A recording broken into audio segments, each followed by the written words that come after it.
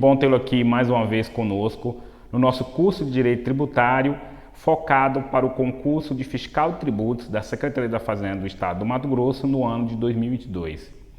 Na última aula, nós iniciamos o assunto limitações ao poder tributar, vendo os princípios constitucionais tributários. Nessa nossa oitava aula, dando prosseguimento ao assunto limitações ao poder de tributar, falaremos desta feita sobre as imunidades tributárias. Bem, espero que o tema seja proveitoso e que nós possamos dar com isso mais um passo rumo ao sucesso da nossa aprovação. Um abraço.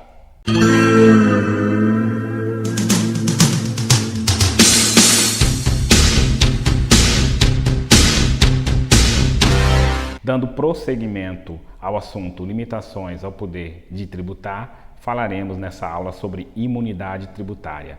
Nós temos aqui um conceito retirado do livro do professor Eduardo Sabag, Manual de Direito Tributário. Faremos então a leitura desse conceito e, para e passo, iremos dissecá-lo, pageando mais uma vez o nosso ilustre professor Eduardo Sabag. Conceito de imunidade tributária. Então, a imunidade é a norma constitucional de exoneração tributária. Então, nessa parte primeira do conceito, nós precisamos entender que toda imunidade tem como fonte originária a Constituição Federal. Então, a Constituição é que traz a imunidade. Não há imunidade fora da Constituição. Então, alguns institutos que ao final implicam em não pagamento do tributo podem vir por outros veículos normativos, como uma lei, mas a imunidade não possui outra fonte que não seja a Constituição. Esse é o entendimento da primeira parte do conceito, que, justificada no conjunto de caros valores proclamados na Carta Magna, exemplificando valores como livre pensamento, valores como pacto federativo, que estão contidos na nossa Constituição Federal, fazem a justificação para as imunidades tributárias. Inibe negativamente a atribuição de competência impositiva. Portanto, a imunidade, ela retira a competência dos entes federados.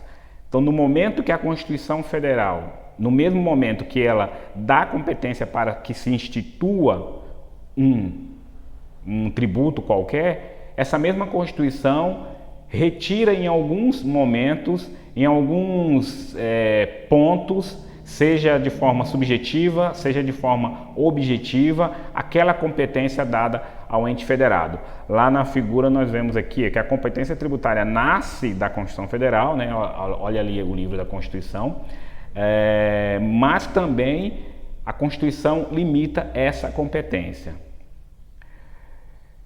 E acredita ao beneficiário o direito público subjetivo de não incomodação perante o ente tributante, ou seja, é um direito subjetivo daqueles que forem os destinatários do Instituto da Imunidade Tributária.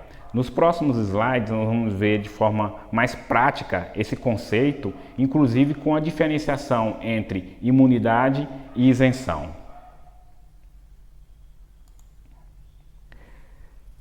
Classificação das imunidades tributárias.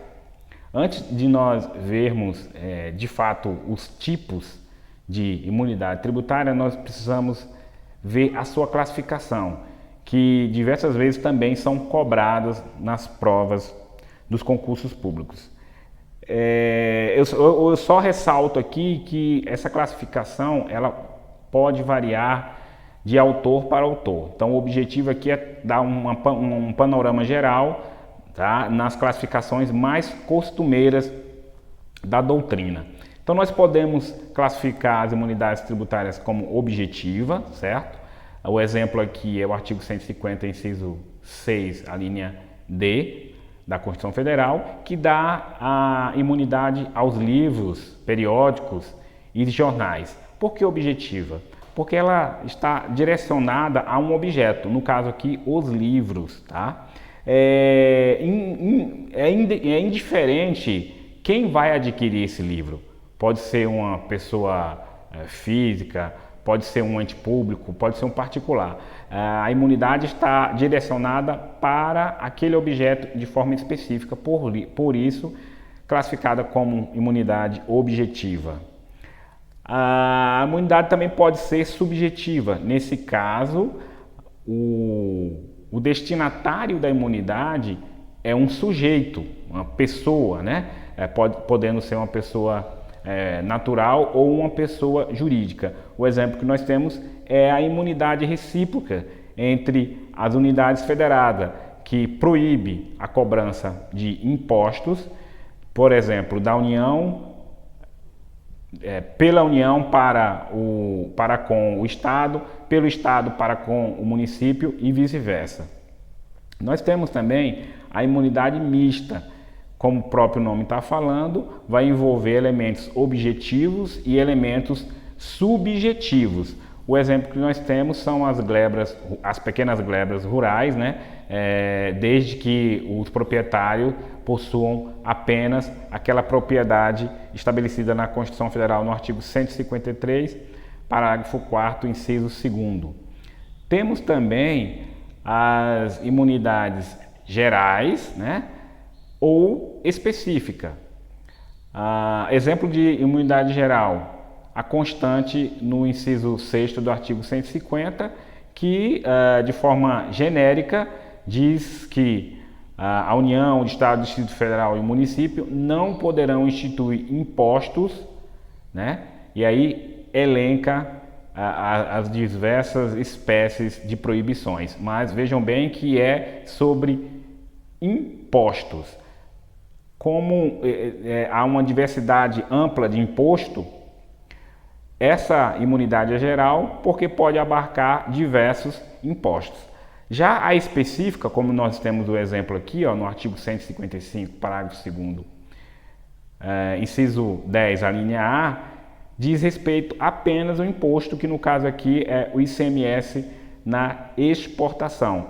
Todo produto exportado, mercadoria exportada, não terá a incidência do ICMS por conta dessa imunidade que diz respeito apenas àquele imposto de forma específica. Temos também a classificação das imunidades em política e ontológica. A política é quando é direcionada, né, então, para um ente federado. Repete-se aqui também a imunidade recíproca, constante no 150, inciso 6º, a linha A. E a ontológica, ela é voltada mais para outros entes, né, com outros objetivos, como no caso do Sindicato dos Trabalhadores, que gozam também da imunidade tributária. Então, é interessante que tenha esse entendimento dessa classificação, principalmente nas mais cobradas em prova, que são objetivas, subjetivas, né, e gerais, específicas, para em uma eventual assertiva na sua prova vocês terem a ideia de qual imunidade se trata a questão. Andando mais um pouco, vamos então falar sobre a diferenciação entre três institutos que por diversas vezes são confundidos quando se trata da imunidade. Bem, tanto a imunidade quanto a isenção ou até mesmo a alíquota zero, no final das contas, resultam em um não pagamento do tributo. Contudo, elas possuem diversas diferenciações que precisam ser notadas por você que vai fazer o concurso em qualquer área do direito. Bem, vamos lá. O quadro projetado nos dá três formas de não pagamento do tributo, qual seja a não incidência, a isenção e a alíquota zero. Contudo, não podem ser confundidos. A não incidência é dividida em imunidade e não incidência pura e simples. A imunidade, ela limita a competência impedindo a incidência da tributação. Já a não incidência pura e simples, o ente tributante não possui a competência para determinar essa tributação ou possui e não o faz. Por exemplo, como quando um ente federado, porventura, quiser cobrar IPVA de uma bicicleta, nós estamos no caso não de uma imunidade, mas no caso de uma não incidência pura e simples, uma vez que a bicicleta, por não ser um veículo automotor, não seria alvo da ação do IPVA. Ou até mesmo nos casos do imposto sobre grandes fortunas, que o ente federado, no caso aqui, a União, possui a competência para instituir, mas até hoje não foi instituído esse tributo. Então também não se trata de imunidade, mas sim apenas de uma não incidência pura e simples. Já a isenção, ela dispensa de forma legal o pagamento do tributo. Veja que nesse caso o ente federado possui a competência, mas ele não a exerce. Então trata-se de fato de uma falta de exercício da competência. De outra banda, a imunidade já é a ausência da competência para a tributação. Como exemplo de isenção, nós temos a aquisição de veículos automotores por pessoa com deficiência, onde há isenção do IPVA. Por outro lado, nós temos a alíquota zero, que a tributação existe, mas não é paga porque a alíquota é zerada, que aí trata-se exatamente de uma questão matemática. Lá nas aulas passadas, quando falamos da regra matriz de incidência, nós estamos falando do critério material. A tributação existe, mas não é paga, porque a alíquota simplesmente é zero. Coloquei aqui uma atenção bem grande, ou seja, a imunidade é uma ausência de competência do ente tributante. Já a isenção é uma ausência de exercício da competência. São coisas totalmente diversas. No caso, a imunidade, não há competência. No outro, isenção, há competência, mas o ente não a pratica, não há o exercício dessa competência. E essa frase está correta ou errada?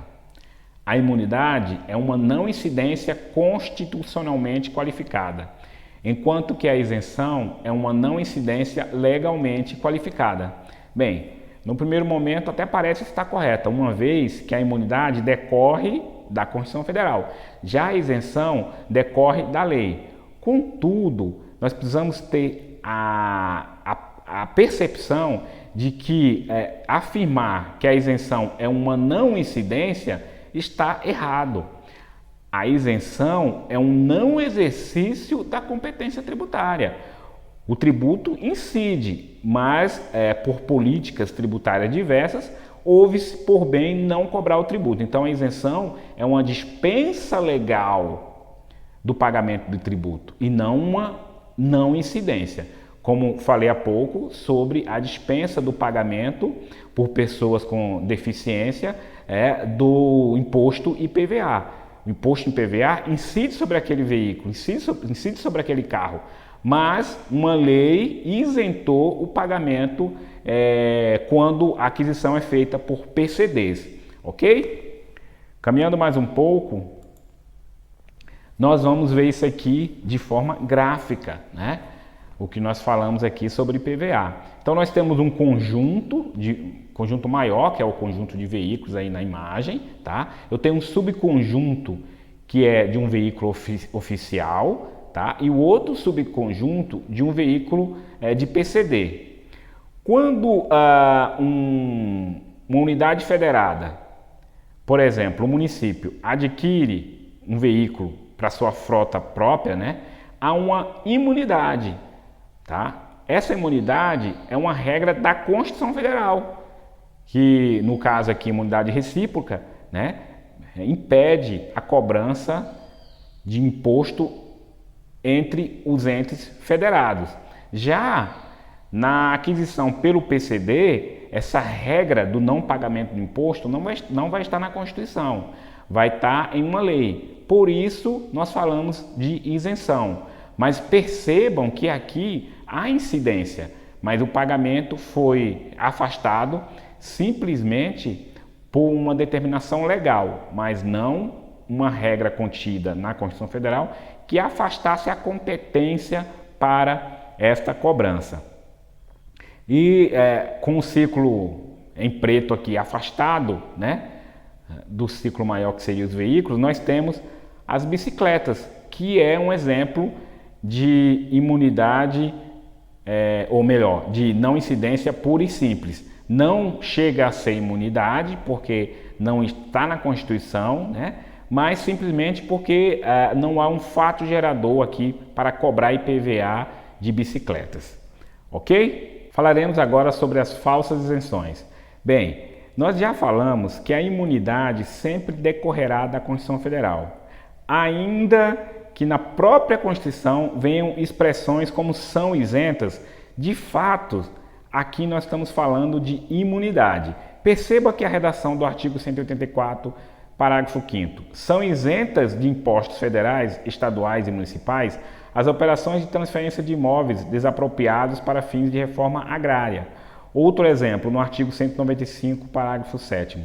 São isentas de contribuição para a Seguridade Social as entidades beneficentes de assistência social que atendam às exigências estabelecidas em lei. Então, não se enganem. Apesar de estar escrito são isentas, aqui nós temos casos típicos de imunidade tributária, pelo simples fato de estarem contidos no corpo da Constituição Federal, ok? Então, podem ser que em provas coloquem essa pegadinha e vocês se confundam pensando que é caso de isenção. Não, não. É caso de imunidade por estarem inscritos de forma clara na Constituição Federal. Então, tudo aquilo que dispensar o pagamento do tributo esteja inserido no corpo da Constituição Federal, trata-se de imunidade e não de outras exclusões do pagamento do tributo, ok?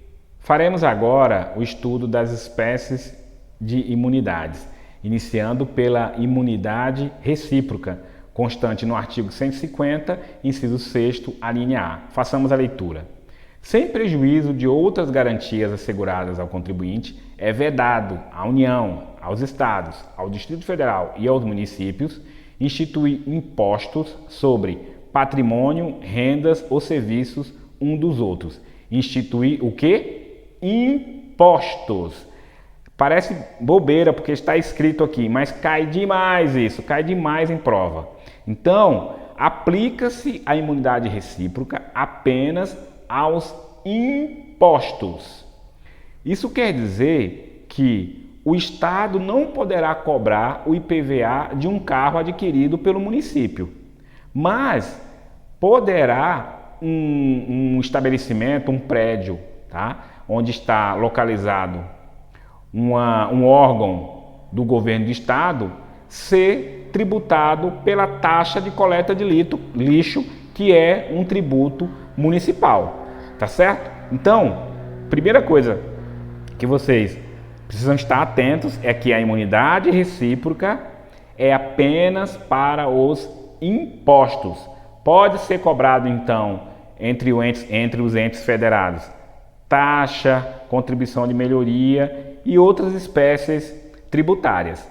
Mais uma vez, a imunidade recíproca é apenas para os impostos. Essa motivação, tá, da imunidade recíproca visa, como nós vimos lá no conceito, né, são elementos caros para os entes federados, o pacto federativo.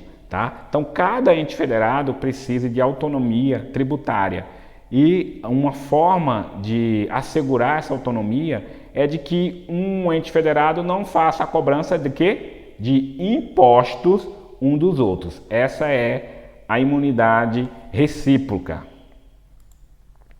Ainda sobre imunidade recíproca, falaremos quando ela é aplicada às autarquias e fundações. Precisamos então dar algumas pinceladas no direito administrativo. A administração pública, ela é dividida em administração direta e administração indireta. A administração direta é quando o ente estatal executa as suas ações de forma direta por seus órgãos, né? Suas secretarias, seus ministérios.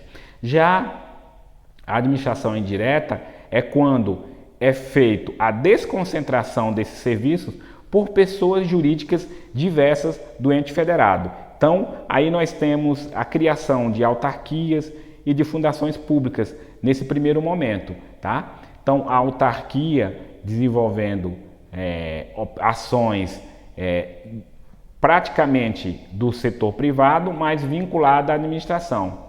Já as fundações públicas fazendo ações voltadas à questão social, à questão educacional, ok? Então, nesses casos, quando autarquias, que são pessoas jurídicas da administração pública indireta, ela também gozará de imunidade recíproca. É o que está contido lá no artigo 150, parágrafo 2º.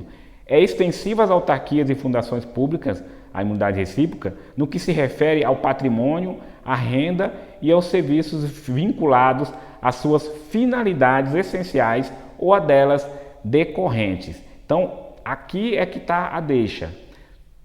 Não é em qualquer caso que a imunidade recíproca, diferentemente do que nós acabamos de verificar aqui, ó, com os entes federados, que não há nenhuma exceção, né?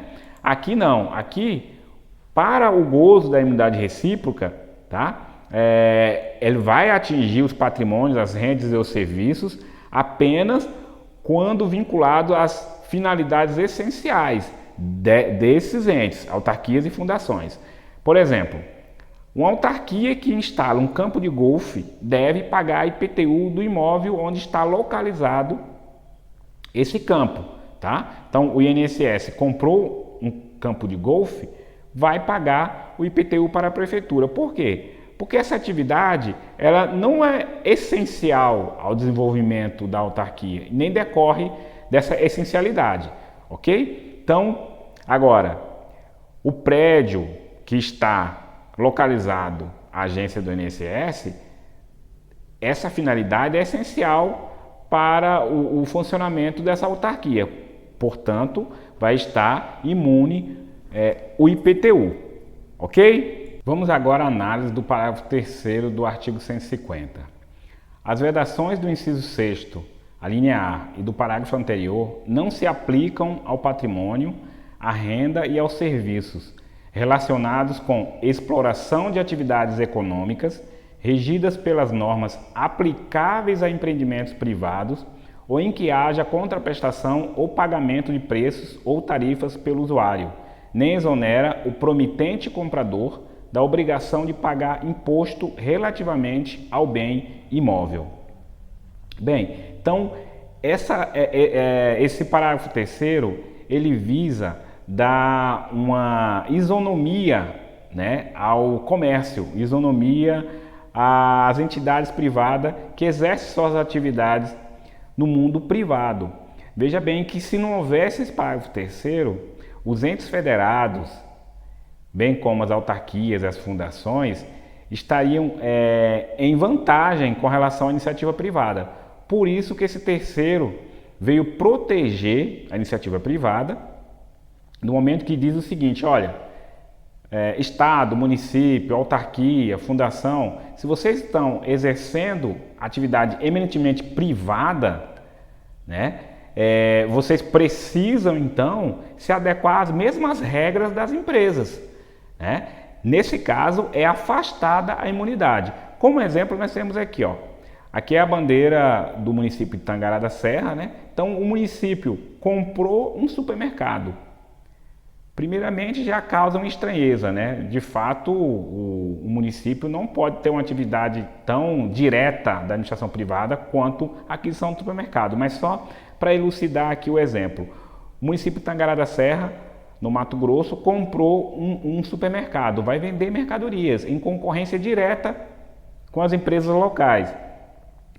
nada mais lógico do que afastar essa imunidade e o município de Tangará da Serra, nesse nosso exemplo, pagar o ICMS pela circulação e venda dessas mercadorias.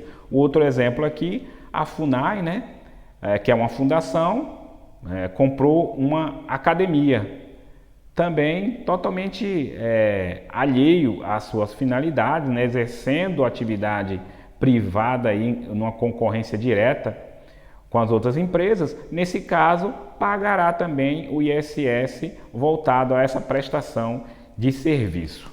Ok? Vamos para mais uma imunidade.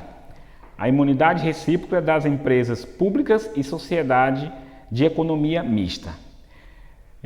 Nós vimos que o Estado, ele diretamente não pode exercer atividades da iniciativa privada. Para isso, ainda dentro da administração pública indireta, são criadas as empresas públicas e sociedade de economia mistas.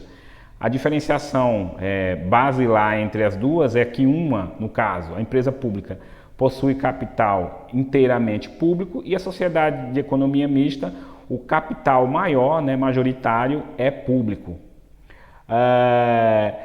Como essas entidades elas estão desenvolvendo atividade privada, o primeiro pensamento que nós temos é que a imunidade aí não teria guarida, mas já há um entendimento pacificado no STF que, segundo a sua jurisprudência, as empresas privadas, que eu chamei aqui abreviado de EP, e a Sociedade de Economia Mista, que está abreviado como SEM, desde que prestem serviços públicos, gozam de imunidade recíproca. O exemplo aqui que desponta nas provas aí é o caso dos Correios, né? Os Correios é uma empresa pública, tá certo? Que desenvolve serviço público. É certo que hoje em dia ninguém mais manda carta, né? Então, essa decisão do STF foi lá atrás, quando o Correio utilizava-se desse serviço público de envio de correspondência e disse, olha, tudo bem que é uma empresa pública, mas esse serviço é público, portanto, vai ser estendida a imunidade para os Correios.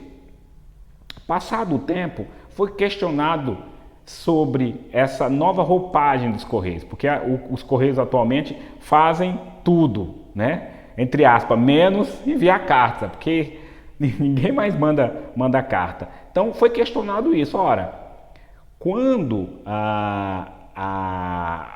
o crivo do STF para a imunidade ser estendida aos Correios era a informação do serviço público de correspondência, tudo bem, mas hoje em dia a correspondência ela é feita por tudo, menos por carta. Então queremos sim, né, o fisco nos autos da ação direta incondicionada falou, queremos sim cobrar agora os impostos do Correio quando eles enviam mercadorias para todo o país. E mercadoria não é carta, está em concorrência direta, por exemplo, com as transportadoras. O STF acatou a defesa dos Correios e disse o seguinte, olha, há uma imposição constitucional de que haja a exclusividade do Correio para o transporte aéreo e de correspondência, né? Portanto, tendo essa imposição constitucional dada aos Correios, a ela é também dada imunidade quando ela aufira rendas nas outras atividades que não seja a entrega de carta. Por quê? Porque a entrega de carta mostrou a defesa do Correios que é deficitária, ou seja, os Correios estavam tendo prejuízo apenas na questão da entrega da carta. Como as outras atividades estavam dando lucro, esse lucro serviu apenas para cobrir a outra área de atuação do Correio, portanto, estava ainda atendendo o serviço público e, por isso, foi estendido a imunidade para o Correio, tanto no envio de carta quanto nas demais atividades. Então, gravando que as empresas públicas e sociedades de economia mista, desde que elas prestem serviços públicos, apesar de desenvolver atividades tipicamente da área privada, terão imunidade tributária. Lembrando que apenas dos impostos. Aqui nós vamos dar uma olhada nesse quadro aqui, porque há uma diferenciação dessa imunidade quando nós estamos falando de impostos indiretos. O imposto indireto é aquele imposto em que há a figura de dois contribuintes, o contribuinte de fato e o contribuinte de direito. O contribuinte de direito é aquele que a legislação o traz como responsável pelo pagamento daquele tributo. Já o contribuinte de fato é aquele que suporta o desembolso financeiro na prática. O exemplo que nós temos aqui é o ICMS e o IPI. O ICMS, quando você adquire uma mercadoria, por exemplo, no supermercado, você não é o contribuinte de direito. O contribuinte de direito é o supermercado, né, o comerciante, e que figura na legislação como o responsável para levar esse numerário até o Estado, na figura do imposto. Você vai desembolsar quando paga a mercadoria, ou seja, o seu ICMS já compõe, você enquanto consumidor final, já compõe o preço da mercadoria, mas você não é o contribuinte pela legislação responsável, inclusive até passivo de multa se não for emitida uma nota fiscal, se recolher esse imposto de forma intempestiva, ou seja, com atraso, não é você que vai ser multado. Quem vai ser multado vai ser o comerciante, portanto ele é o contribuinte de direito. Então, nos impostos que tem essas duas figuras, contribuinte de direito e contribuinte de fato, nós chamamos de impostos indiretos. E o que isso influencia na imunidade tributária? Ora, quando eu, ente imunizado, adquiro algum bem e nele incide um imposto indireto, essa imunidade ela vai estar afastada. Por quê? Porque eu não sou o contribuinte, eu sou o consumidor final. Então, aquilo que eu pago já compõe o preço da minha aquisição. Por isso que esse quadro aqui nos traz essa informação. Então, tanto as unidades federadas, partidos políticos, sindicatos dos trabalhadores, instituição de educação e entidade de assistência social, que nós vamos verificar lá na frente, quando elas estão em volta a um imposto direto, por exemplo, numa aquisição de um veículo, né? Se o município adquire um veículo, não vai incidir o IPVA, né? Se um partido político adquire um veículo, também não incidirá o IPVA. Mas, por quê? Porque esse IPVA é um tributo direto, melhor dizendo, é um imposto direto. Não há figura do contribuinte de fato e contribuinte de direito. Você é contribuinte de fato e contribuinte de direito ao mesmo tempo, tá? Agora, diferentemente nos impostos de indireto, quando eu adquiro para o STF a incidência do imposto, ou seja, não cabe imunidade. Agora, quando o imposto, ainda sendo indireto, ele se dá na venda, aí eu não tenho a incidência tributária, portanto a imunidade se faz presente. Só para fechar esse assunto, nós temos um exemplo clássico nos municípios. O município, ele consome energia elétrica, né? Em todos os seus bens, em todos os seus prédios, há um consumo de energia elétrica. Nós temos uma unidade federada consumindo uma mercadoria, no caso a energia elétrica, que é fato gerador do ICMS. Ora, o município paga ou não ICMS? Sim, ele paga ICMS porque há uma compra, né, vamos dizer assim, dessa energia, um consumo da energia pelo município, mas ele é contribuinte de fato. Contribuinte de direito são as concessionárias de energia elétrica, essa sim, responsável pela apuração, o recolhimento desse imposto, ok? Então, só para ficar claro que também, vez ou outra, costuma cair essas informações nas provas. Caminhando mais um pouco, nós vamos tratar da imunidade religiosa, tá? A motivação para essa imunidade é a liberdade de culto.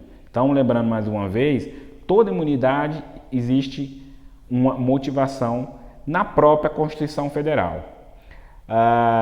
Então, a imunidade diz o seguinte, a imunidade religiosa, né, é proibido a todos os entes federativos instituir impostos sobre templos de qualquer culto. Nós vamos ver que templo aqui, a Constituição falou menos do que queria, porque templo não é apenas o espaço físico.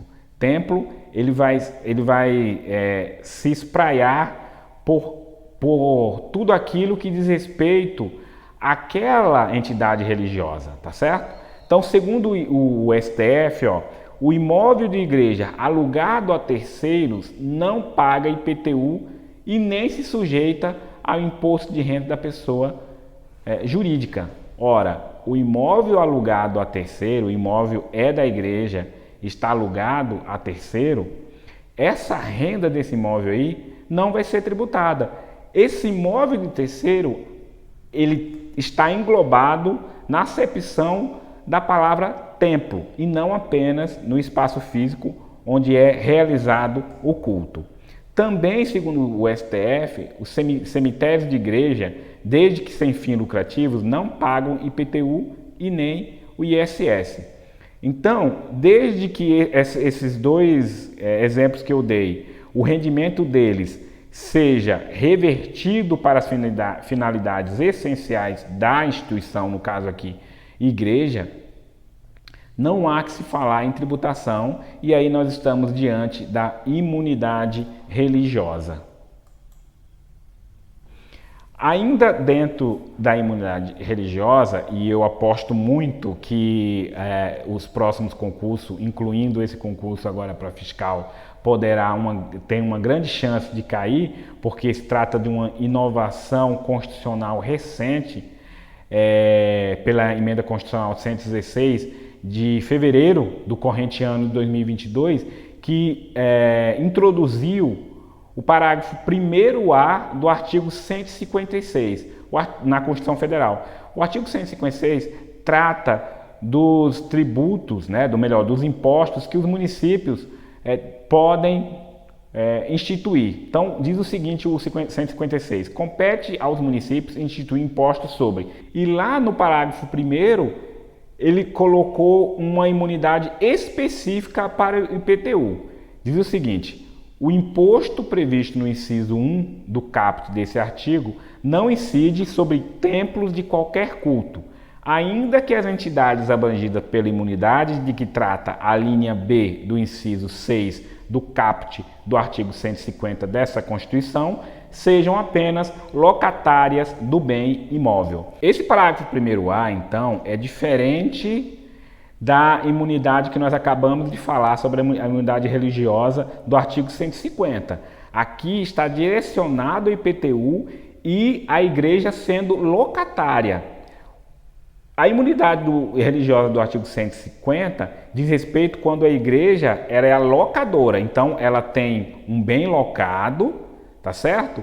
E aquela renda é revertida para os desígnios, as atividades, fins da igreja, está imune. Aqui não, aqui é o contrário. A igreja é que alugou, ela é locatária. Então, já havia discussões nos tribunais sobre esse assunto. E agora, para pacificar, houve essa inclusão aqui dizendo que, olha, quando a igreja loca um imóvel para o seu culto, ela na figura de locatária, naquela locação não haverá a cobrança não de qualquer tributo, mas de IPTU, tá certo? Então, o proprietário daquele imóvel, que é o locador, não irá pagar o IPTU, não porque ele é bonito ou feio, simplesmente porque a locatária dele é uma entidade religiosa, ok? Então, aqui trata-se de uma imunidade específica. Lembre-se que o artigo 150 é uma imunidade geral. É proibido cobrar impostos e não fala quais impostos. Aqui não, o 156 é especificamente sobre IPTU, portanto, uma imunidade específica e agora estendendo a possibilidade das igrejas como locatária, aquele prédio onde ela está localizada, também ser imunes do IPTU. Eu aposto muito que os concursos irão bater nessa tecla por ser uma novidade de imunidade. Imunidade dos partidos políticos, sindicatos de trabalhadores, e aqui eu não fiz à toa deixar destacado em vermelho, porque a imunidade, quando diz respeito a sindicatos, é apenas dos trabalhadores. Os sindicatos patronais, ou seja, os patrões, esses sindicatos não possuem imunidade. E entidades educacionais e assistenciais sem fins lucrativos são as chamadas imunidades não auto-aplicáveis. E nós vamos ver por que não são auto-aplicáveis. A motivação é o pluralismo político, a liberdade de associação sindical, a proteção à educação e assistência social. Bem, ainda no artigo 150, é vedado a todas as entidades federadas instituir imposto sobre patrimônio, rendas ou serviço dos partidos políticos, inclusive suas fundações, tá bom? Então se estende às fundações, das entidades sindicais dos trabalhadores, mais uma vez, apenas trabalhadores, patrões não, das instituições de educação e de assistência social, sem fim lucrativo, se houver lucro, o fim lucrativo não haverá imunidade, atendidos os requisitos da lei, certo? Então nós temos a figura aqui, ó, dos partidos, dos sindicatos trabalhadores rurais e uma associação, PROERD, amigos do PROERD. Agora nós vamos pensar sobre por que é não autoaplicável. Veja bem que no final da linha C foi colocado que essas entidades devem atender os requisitos da lei. Isso não torna esse instituto um item que não é imunidade. Continua sendo imunidade, mas a lei estabelece quesitos para serem atendidos. A pergunta que se faz aqui é: que lei é essa? Será uma lei ordinária ou será uma lei complementar?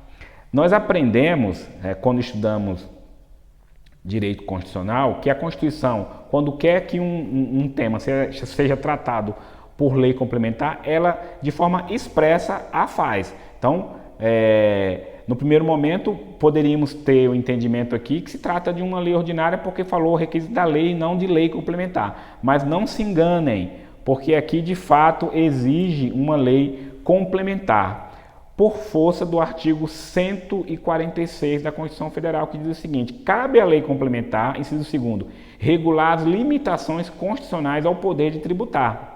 Tá certo? Então, como a imunidade é uma limitação constitucional ao poder tributar, logo, a despeito da redação da linha C não está de forma expressa dizendo que é lei complementar, essa lei aqui, de fato, exige ser complementar. Como até hoje não foi elaborada essa lei, o artigo 14 do CTN fecha essa lacuna e diz o seguinte: para gozar da imunidade, os partidos políticos, sindicatos de trabalhadores, entidades educacionais e assistenciais sem fins lucrativos deverão o quê? Não distribuírem qualquer parcela de seu patrimônio ou de suas rendas a qualquer título, aplicarem integralmente no país os seus recursos na manutenção dos seus objetivos institucionais e, por último, manterem escrituração de suas receitas e despesas em livros revestidos de formalidades capazes de assegurar a sua exatidão. Ainda dando continuidade à imunidade dos partidos políticos, dos sindicatos e das entidades educacionais e assistenciais, faremos a leitura da súmula vinculante número 52, que só vem reafirmar a imunidade, quando a oferição de rendas sejam revertidas para as atividades dessas entidades imunizadas. Vejamos a súmula. Ainda quando alugado a terceiros, Permanece imune ao IPTU o imóvel pertencente a qualquer das entidades referidas pelo artigo 150, inciso 6º, a linha E da Constituição Federal, desde que o valor dos aluguéis seja aplicado nas atividades para as quais tais entidades foram constituídas. A súmula só vem ratificar o entendimento de que, independentemente do rendimento, se eles forem revertidos para as atividades essenciais dessas entidades, aí há o pleno exercício das imunidades denominadas não auto-aplicáveis. Agora trataremos da imunidade de imprensa ou cultural, que tem a motivação na livre manifestação do pensamento. Então, os livros, jornais, periódicos e papel destinado à sua impressão gozam também da imunidade. Agora, atenção! Aqui nós estamos falando de uma imunidade objetiva. Portanto, a gráfica que vai imprimir esse jornal, esse livro, ela paga o imposto de renda pessoa jurídica. Assim como na livraria, deve pagar o IPVA do carro dela ou até mesmo o IPTU do imóvel onde está localizada essa livraria. Não se trata aqui de uma imunidade subjetiva, e sim de uma imunidade objetiva. Faremos a leitura de mais uma súmula, desta feita a de número 657 do STF, que diz o seguinte: a imunidade prevista no artigo 150, inciso 6º, a linha D da Constituição Federal, abrange os filmes e papéis fotográficos necessários à publicação de jornais e periódicos. Então, vocês vejam que o STF aqui fez uma ampliação no substantivo papel, né, para abranger também filmes e papéis fotográficos. Mas atenção que esse entendimento não atinge tintas e nem colas utilizadas para a fabricação dos livros, ok? Ainda na imunidade de imprensa ou cultural, nós temos as teses de repercussão do STF, que diz que a imunidade tributária constante nesse artigo 150, inciso 6º, a linha D, aplica-se ao livro eletrônico, e-book, inclusive aos suportes exclusivamente utilizados para fixá-lo. Então, com a modernidade, houve a necessidade da equiparação dos e-books aos livros, tá certo? Inclusive essa imunidade se ampliando para os suportes utilizado para a leitura desses e-books, né? Então nós temos aqui a figura no lado esquerdo do Kindle, que é um dispositivo exclusivo para a leitura desses livros eletrônicos. Agora, como atenção, se eu tiver um notebook, um smartphone ou um tablet, eu vou poder estar fazendo uso do e-book, mas não só do e-book. Eu posso entrar na internet, eu posso fazer diversas ações que não apenas a leitura do e-book, como é feito no Kindle. Então, nesse caso, para esses tipos de dispositivo, notebooks, smartphones e tablets, não há imunidade. Apenas para os suportes que tenham exclusividade na leitura dos e-books, ok? Trataremos agora da imunidade musical. Ela tem a motivação como a difusão da cultura e principalmente o combate à pirataria. Podemos dizer até que essa imunidade ela veio um pouco atrasada. É uma emenda constitucional de 2013, onde o constituinte derivado introduziu, né, a imunidade para os fonogramas e videofonogramas.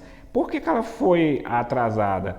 Porque já era no momento de transição, né, em que nós não fazemos mais uso de CDs, DVDs, tudo no ambiente da internet. Mas como naquela época ainda tinha essa questão da pirataria ainda muito em voga, foi uma forma de tentar, né, minorar essa pirataria que tem proporções gigantescas no nosso país e que influenciava diretamente os custos da produção desse meio musical. Então, os fonogramas, que são a veiculação apenas de som, e os videogramas, que é a veiculação de som e imagens musicais produzidos no Brasil, tá? Contendo obras musicais ou literomusicais de autores brasileiros e ou obras em geral interpretadas por artistas brasileiros,